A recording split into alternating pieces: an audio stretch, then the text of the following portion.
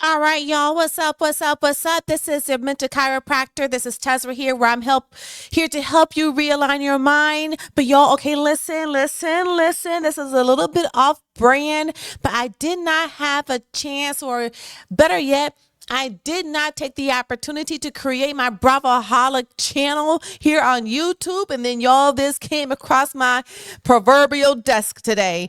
And I'm so mad that I don't have my Bravo channel up, because this is what my Bravo channel is all about. But I got to cover the story anyway.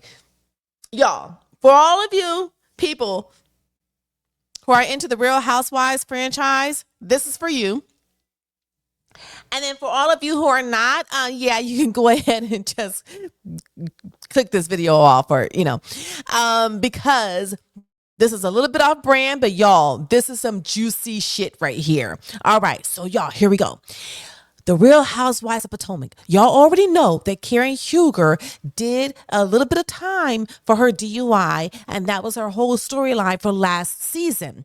All right. And then during the reunion, when Karen Huger had did her video to thank all of those people who were like supporting her, and y'all know one of her biggest supporters was who? None but Wendy Asefo. And Karen acted like Wendy was either her biggest enemy or Wendy never existed in the universe. She didn't say not one word about Wendy. And then Wendy was like, okay, now I know for sure that that's not my friend. Like Giselle, you was trying to put me on this entire time, but now I see the light. Now I have choked on the Kool-Aid, on the Karen Huger Kool-Aid, because she did not even acknowledge how I was there for her during all of this. Wendy had her back, the whole nine, right? Okay. So Wendy was like, okay, bing, I woke up out of the Karen Huger phase, whatever that was. So now it's Wendy's turn. So Wendy and Happy Eddie, y'all, have been arrested for insurance fraud. And y'all, we're gonna listen to the story right here, and then we're gonna get back to it. All right, let's listen.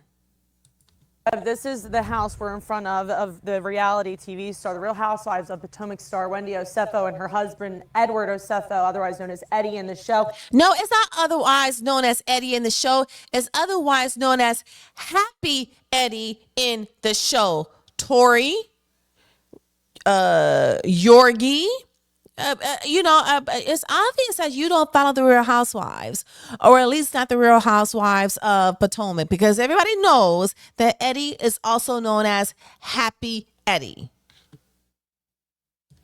This is the home where Carroll County deputies tell us the couple reported a burglary last April. So that's where this all kind of began, reporting that a burglar had gone through their second story window into the master bedroom. Now, the Osefos did tell deputies that items like designer bags and jewelry valued at more than $200,000 were missing from that upstairs bedroom. The deputies tell us that the bedroom was ransacked, but there was no evidence that indicated anyone attempted to break into the home. Weeks later, detectives say they found Wendy Osefo had posted photos to her social media wearing jewelry that matched items she had reported stolen, including a diamond anniversary band.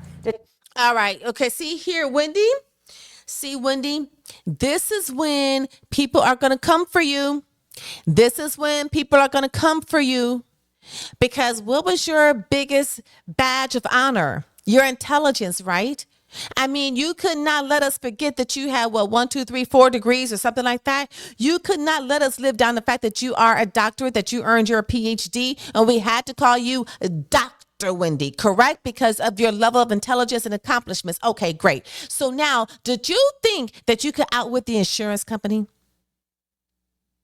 Like, girl, get your life. Did you really think that you could outwit the insurance company? First of all, the insurance companies, they're not in business to actually pay you out for, your property or your claims. They're not in business to actually do that. So if you file a claim, especially a substantial claim like that, they're going to do their due diligence to make sure that it's a legitimate claim. And don't think that they're not going to turn over every single rock. I don't understand, Dr. Wendy, how you thought that you were smarter than the law, that you could outwit the insurance company. Like, really, Wendy? You're going to flaunt the jewelry that you claimed was stolen? Come on. Come on, girl. Dr. Girl. Come on. You looking real foolish right now, Wendy. I just want to tell you, you're looking real foolish right now. After you had read, who was it? I think it was Ashley, about how smart you are. Girl. Detectives also finding emails between the couple where Edward Osefo asked Wendy if there were any additional high-value items they can add to the inventory list to get.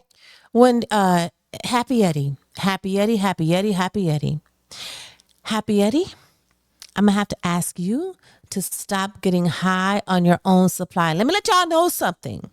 Episode 1, season 10, I think it is, when Wendy is going through the remodeling of their home and the areas of their home that she wants to do an upgrade to. And she started talking about, she first led with the fireplace and how she wants to redo the whole fireplace. And she said that she wants marble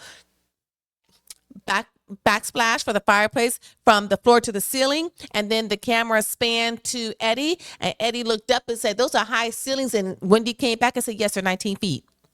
And I want 19 feet of marble.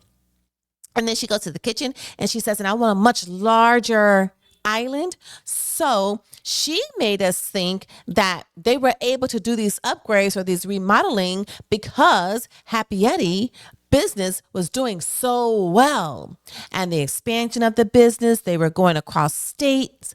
And so that is what funded this upgrade or this remodel. So I don't know if Eddie was looking at the bank accounts and was like, yeah, no, we're gonna have to do something else to cover this remodeling invoice because Happy Eddie ain't gonna cut it. And so I don't know if Happy Eddie started getting high off his own supply, because Happy Eddie, you are a lawyer, are you not? You are a lawyer. So you're going to put incriminating evidence in an email? Did y'all really think that y'all were gonna outwit the legal system? Like, did you really think that? Get the total to exceed $423,000. That is their policy maximum. The couple was arrested at their home here yesterday afternoon for insurance fraud. And here's the thing. Yesterday afternoon, meaning today is October 10th, Friday. And so they're talking about yesterday, which is a Thursday, October 9th. And I don't know if the kids were home or not, but can you imagine how dramatic that would have been for the kids to see both of their parents being arrested? But anyway, the county sheriff is about to go into the details about, you know, what they found and what evidence they found, incriminating evidence they found against them. But y'all, they're not going to beat this. With the evidence that they have against them, they are not going to beat this. So either they are going to be on house arrest for like a significant period of time, or they're going to do some jail time. And what would that mean for their children? Like, everybody, you know, the Real Housewives franchise is all glitz and glamour, but we don't know what people are. Remember Teresa Giudice and Joe Giudice? Or Giudice? What Joe had to go, what he did in order to keep up the facade, and he ended up in jail or in prison. See, we have to realize that the Real Housewives franchise is all smoke and mirrors, y'all. It's all a facade. And the depths that these people will go in order to really make it seem like this is all legitimate, and what they put themselves at risk for doing this is crazy insane. So let's see what the deputies are going to say about this. During the arrest, an additional 15 items that were believed to be reported stolen by the SFOs during the initial report were also located during that search and seizure warrant. Those items included jewelry and high-end handbags. And there is an arraignment set to happen at this moment on November 7th. We'll be sure to keep you posted. We'll have more on this coming up tonight at 7 and then again at 10 and 11. For now, I'm live in Carroll County. Tori Yorgi, WBAL TV 11 News. I Tori Yorkie. I tell you, one person who probably wished they would have covered this story is TisaTells, and I can't wait until she cover it, y'all, because I need TisaTells. I need her. I need her humor. I need her reenactment. I need her witty commentary on this. Oh, TisaTells, I hope that you covered this. But anyway, I want to share something with y'all. And so they're saying that they returned from vacation to find their home having broken into. So what I'm interested to hear is how they orchestrated this whole thing, because the home alarm did go off, but they also said, but then the police said that they didn't see any physical activity in the home. So I don't know if they came home and ransacked their bedroom, or if they actually had somebody to actually have a key to their home and go in, because they said that there was no forced entry. So did they give somebody the key to their home and paid them $3,000 or something to go and ransack their home, but they actually left a lot of the merchandise that they claimed that was stolen inside the home. Okay, so here, what investigators say happened since. The sheriff's office said detectives found that more than $20,000 of the items that were reported stolen were actually returned to the store where they were purchased for a full refund. The court document states Edward Osefo gave recorded statements to two of the insurance companies regarding a list of stolen items he provided. He was asked whether any of the items on the list had been returned, which he denied. He was asked if he had other insurance, but failed to disclose to Home Site and Jewelers that he was also making a claim with Travelers Insurance. So they were double dipping. And so basically, they were spending beyond their means. See, they have us, the viewers, thinking that they got it, like they're living large. And if y'all can see this house is a very large. Let's go back and look at this house, y'all. I don't know if y'all saw this house, but this house is fat as hell. This is the house we're in front of the Watch the aerial view. So the Real Housewives of Potomac star Wendy Osefo and her husband. I'm gonna mute her because I just need y'all to see the aerial view of this house. Because this house ain't starving. This house ain't wanting for a meal. Look at this house.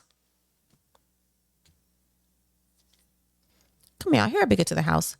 Okay.